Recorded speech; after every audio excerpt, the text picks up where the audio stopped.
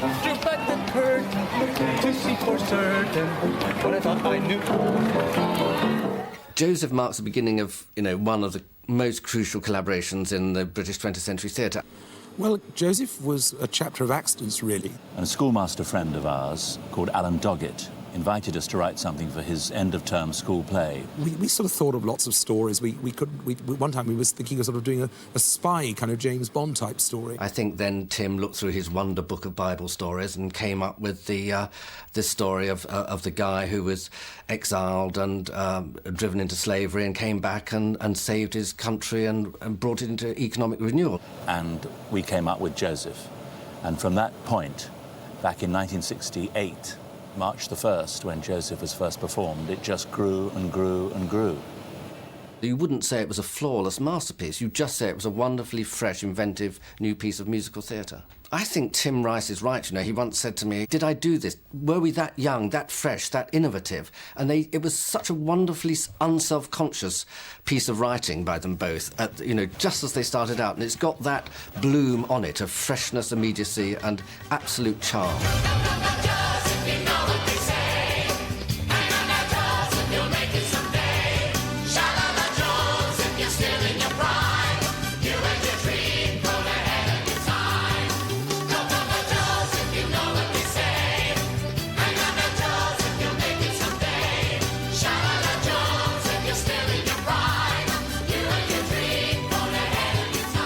The Stephen Pimlott played in production, has been, I suppose, probably the best and the most successful around the world, of any Joseph that we've ever had. Andrew Lloyd Webber, I had seen a production I'd done of Carmen, an arena production. Why he should think I would be a suitable choice for Joseph, I don't know.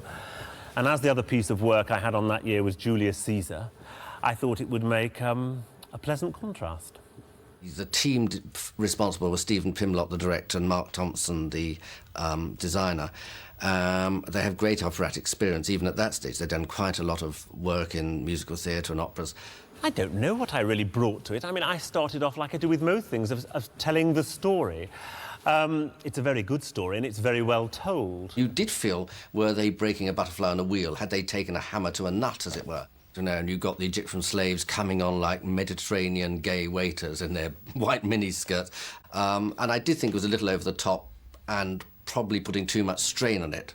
But I was in a minority of about -1, I think. The audience absolutely loved it. It's all about listening to the interpretation that leads. All your lives have been a misery in the court ever since he's had these bloody dreams. So it will just free it up a little bit, make it more about listening and a little bit less choreographed. Oh, well, we've had several Josephs. The first was Jason Donovan, who was a lovely guy. At the time, at the height of his career as a pop idol, you couldn't get through the stage door. Actually, every performance, there were thousands of people there. And he was very charming and very fresh and had a certain sort of naivety and innocence, which was marvellous for the part. I look handsome, I look smart, I am a walking work of art. Such a dazzling coat of many colours, how I love my coat of many colours. Then came Philip Schofield. I went to the Lyric Theatre in Hammersmith for an audition. And it wasn't really a very auspicious start because he asked if I could do Any Dream Will Do, and I couldn't remember how it finished. Who had a lovely dry English wit and a sort of mischievous twinkle which suited Tim's lyrics very well, and also he proved himself a wonderful singer. Andrew had arrived and I said, "Where would you like me to stand?" And he'd said in a very gruff voice, "In the middle might be a good idea." So really it was looking very ugly. I thought, this has not been a very good idea at all. And then a couple of days later, they phoned up and said, "If you want to do it, it's yours." Then came Donny, who, of course, we have now, who, I mean, comparisons are invidious, and all of them were brilliant in their different ways. But Donny has something, I think, very special. He's able to play both ends of the spectrum, really, the very naive boy who begins the story and the man that he becomes. I closed my eyes, drew back the curtain to see for certain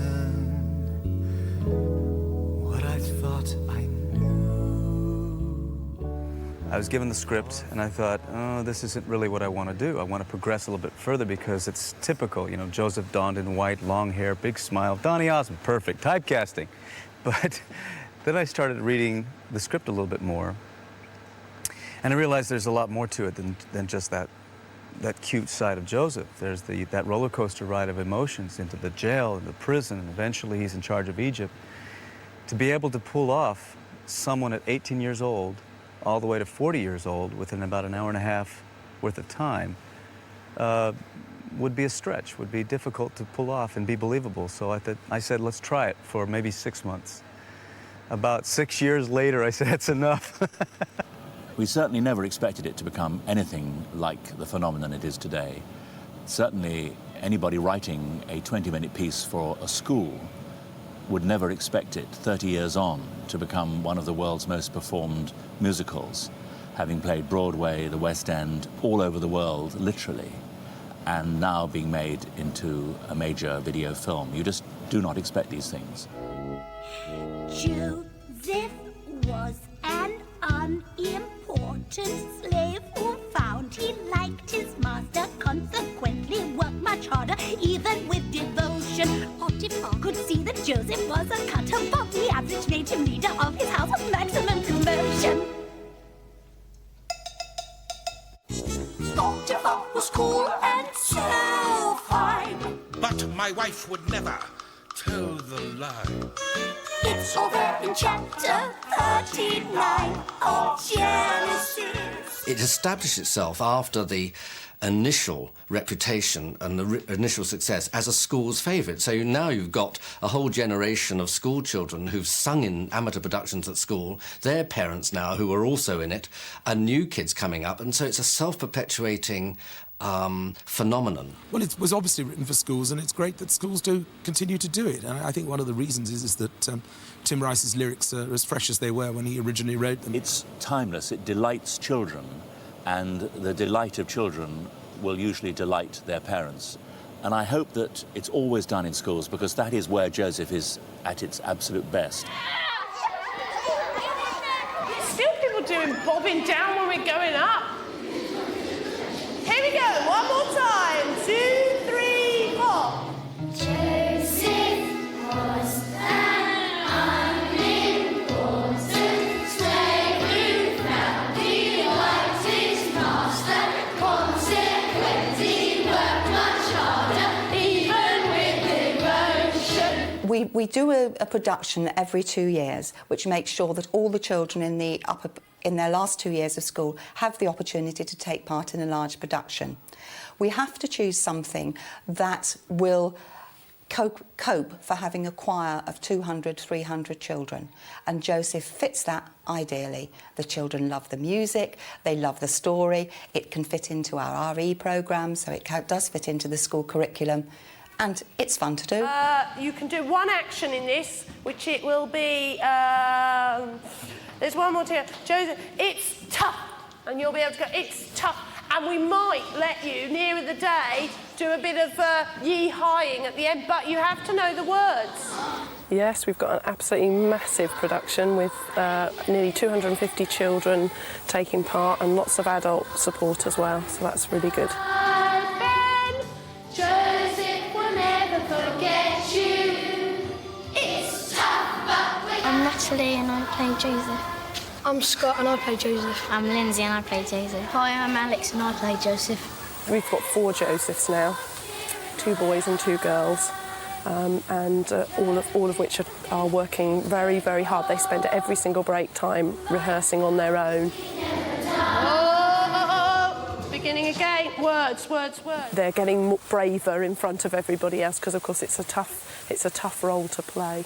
Makes you feel quite important and like pleased with yourself because you're actually like the main character, and you also get a lot of fame around school because there's a lot of people that, when you go round, people that you don't know all of a sudden know your name and who you are. Yeah. And it's like strange to just think, I don't know these people, but they all know me and I don't really know how. I'd given anything to be in something like this when I was young, and so that's why it doesn't matter about all the time and the effort that goes into it. Oh, brothers, how low can you stoop? You make a sordid group. Look at them up there. Are they sordid or what? Yuck. Choir, we are despising of what they have just done.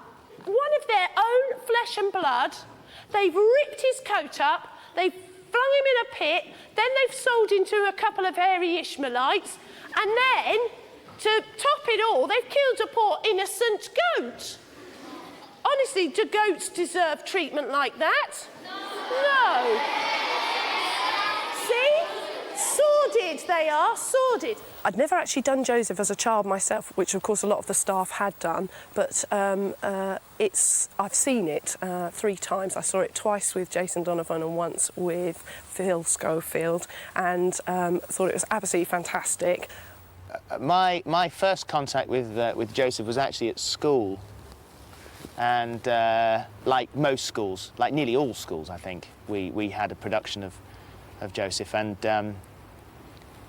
I went up for it just to sing, I think, and my music teacher said no, I don't think your voice is really up to it, so no, and I didn't get the part. The brilliant thing about Joseph is it can be done any way, and you can do it in the corner of a church hall, or you can do it on a big stage. It seems resilient enough to survive any treatment, and that is because of the melodic freshness and wit of the central core of the story. You've got to keep still, remember, because Andrew's singing. If you move, audience eyes will be on you, and they should be on Andrew. All right? You've got to keep ever so still. Either hands by your sides or hands in front, where you're comfortable. Right, okay. Ready, Andrew, all right?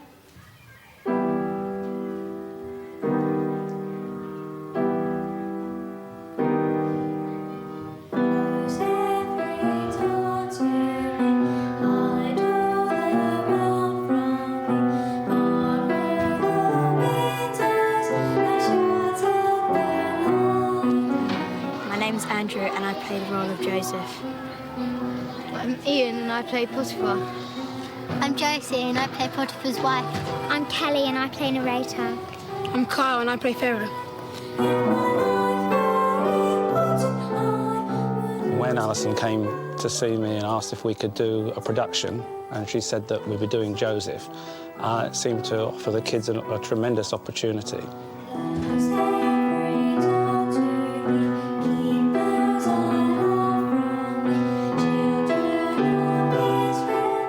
I chose Joseph because I remember doing it at secondary school when I think it was the Bill Kenwright production came to my hometown, and I was one of the choir members, and that memory really stayed with me because it was such a fantastic experience.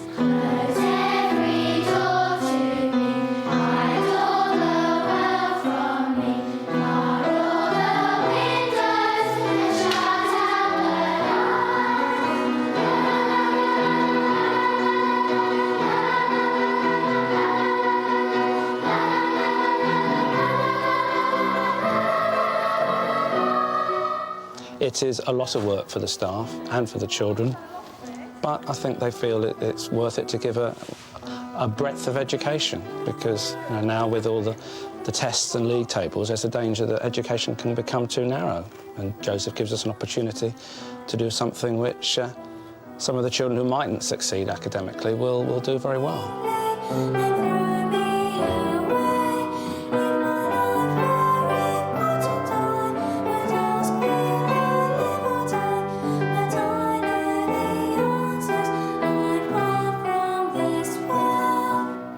It's a really good experience. Yeah, Yeah. because I go drama classes and I haven't been picked in a film yet, and I want to become an actress, so I think it's a good start. Yeah, so do I, because I want to be an actor and a singer. It's a good start to Yes, good start. our education.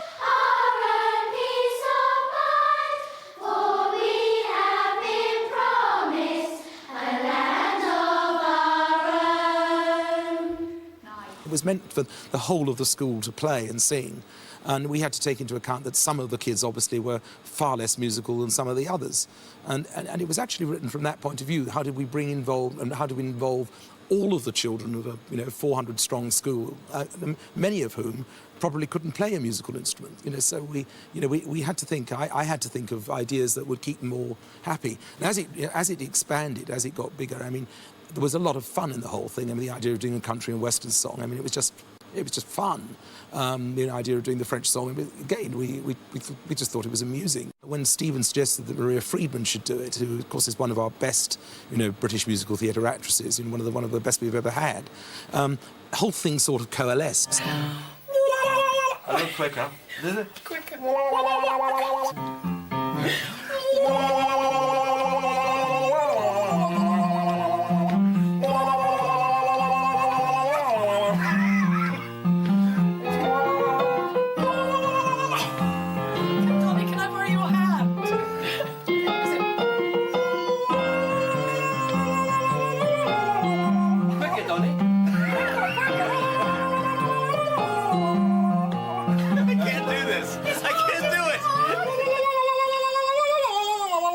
Better. Quick! Yeah. Sample it. Hit the record button. Go!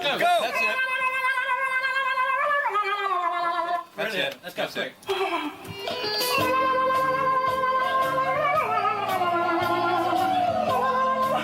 Johnny's got to go away. I'll turn my back. Go away.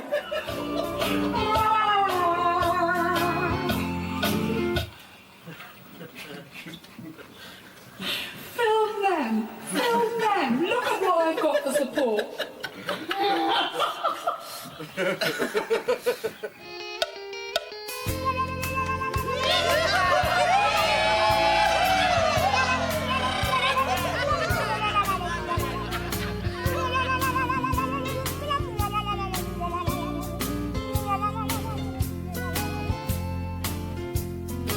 Father, we've something to tell you. A story of our time. We tried to get the idea of a children's Bible as the background, which is why originally it was just very simple yellow, simple blue, simple black, simple white. A dozen sons, well now that's not quite true. But feel no sorrow, do not grieve. He would not want you to. The stage show is immensely crammed with lots of ideas. We tried, the designer and I, to embrace all the fun of the story and all the different pastiches that Andrew and Tim bring into it. Service to Pharaoh has begun. Tell me your problems, mighty one. Pharaoh is in the building. Well, I was wandering along the banks of the river when 7 fat cows came out of the Nile. Oh, yeah. And right behind these fine, healthy animals, 7 other cows that were skinny and vile. Oh. What's been lovely here is that we've been able to take all the energy and bazaars and dance and fun and games of the theatrical show, but we've reconceived it in a way that isn't there for a flat presentation. There's no use pretending there's an audience out there laughing and cheering. It isn't. The difference between the film and the stage, well, obviously, it has to be bigger or feel bigger and more elaborate. The real plus for me is it's a very busy show with lots and lots of detail, which when you saw it in the theatre, you only got, it depended where you sat, what you saw, you got part of. Here, we've been able to anatomise it. Let's us grab it now, do it big while we got the time. Hi, guys. Hey. Yes, they did and made the most of it. Saw his coat and flung him in a pit.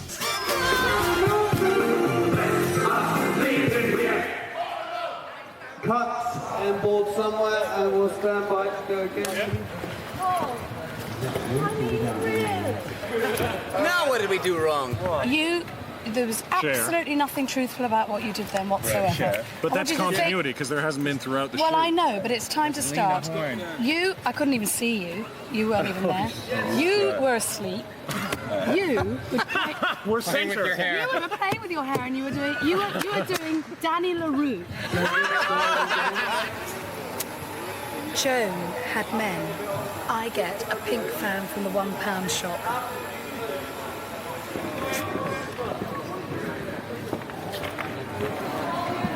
Coat, give me my coloured coat, my amazing coloured coat. I did about almost 2,000 performances, so I know the show very well. Not going to get the words, that's for sure. Oh, choir, we really need to learn those colours. That's the one job for the weekend, please. Learn them inside out. I look handsome, I look smart. The coat is many colours. Well, first colour was red. Well, the coat is multicoloured, of course. Next question. Red and yellow and green and pink and... Ochre and peach and scarlet and... It was red and yellow and green and brown and scarlet and black. And there's luminous... what, do you want me to list all of them? Yes. I only wrote 5 of them, though. The original song went red, I can't remember it now. Violet, fawn, lilac, gold, chocolate, mauve. Grey and lemon and grey. I look handsome, I look smart. I am a walking work of art. Such a dazzling coat of many colors. How I love my coat of many colors. It was red and yellow and green and brown. I know how many colours there are in the original lyric, but actually we missed out a couple we worked out once. And scarlet and black and ochre and peach and ruby and olive and violet and fawn and lilac and gold and chocolate and mauve, cream and crimson and silver and rose and Azure, lemon, russet grey, purple, white, pink, orange, blue.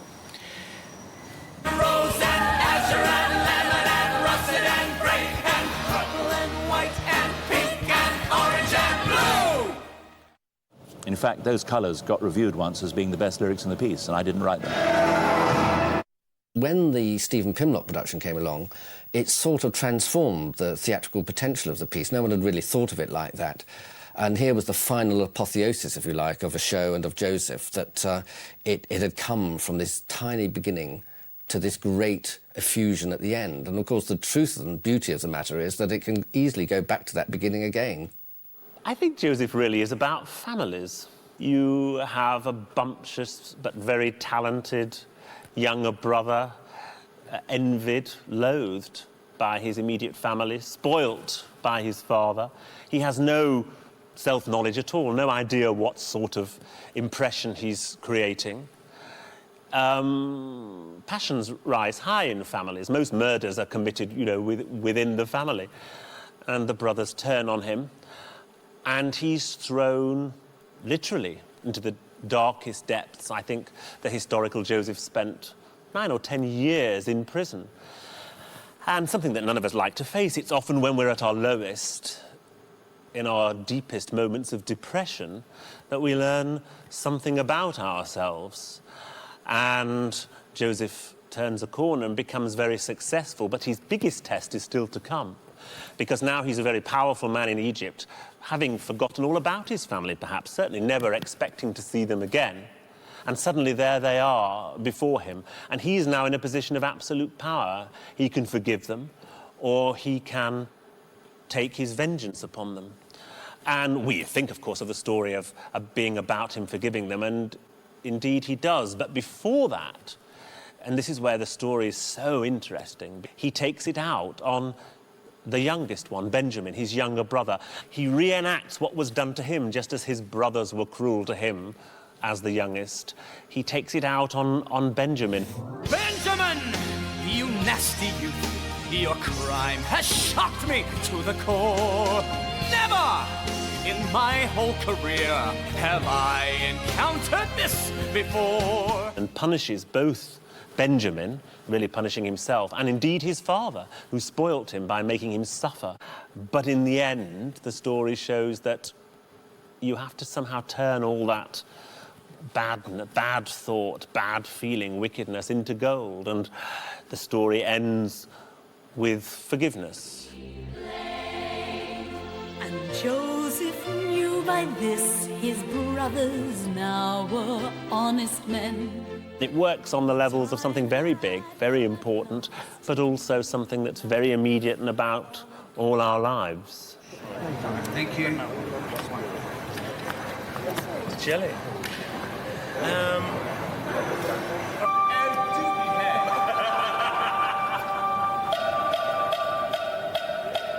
Oh no, not he. How you can accuse him is a mystery. Save him, save me. Benjamin is straighter than Detroit palm tree. I hear these steel drums sing their song. They're singing and you know you got it wrong. I hear the voice of the yellow bird singing in the tree. This is quite absurd. Oh no, naughty, naughty. How you gonna keep him in the story? Save him, take me. Benjamin is straighter than the door. Oh yes, it's true. Benjamin is straighter than the bamboo. No buts. Benjamin is honest as no. Oh yes, it's true. It's true. Benjamin is straighter than the big bamboo. No ifs, no buts. Benjamin is honest as coconuts. Sure as the tide washed the golden sand, Benjamin is an innocent man. Ooh. Sure as bananas need the sun, we are the criminal guilty ones. Oh no, not he. How you can accuse him is a mystery. Save him, take me. Benjamin is straighter than the Detroit palm tree.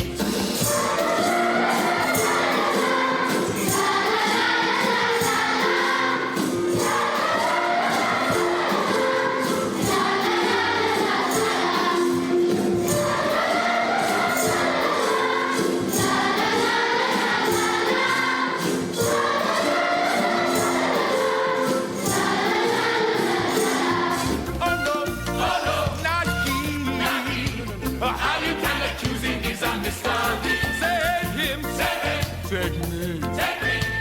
Benjamin is straighter than the Detroit palm tree. La la la la la la la la la la la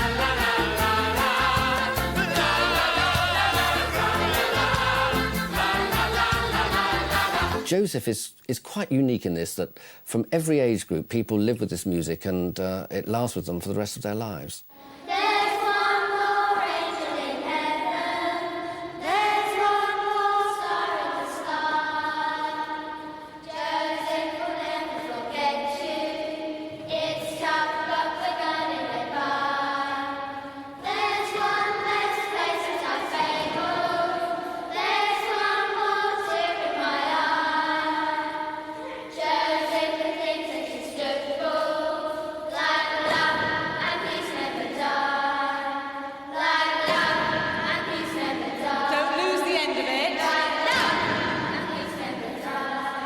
And freeze it.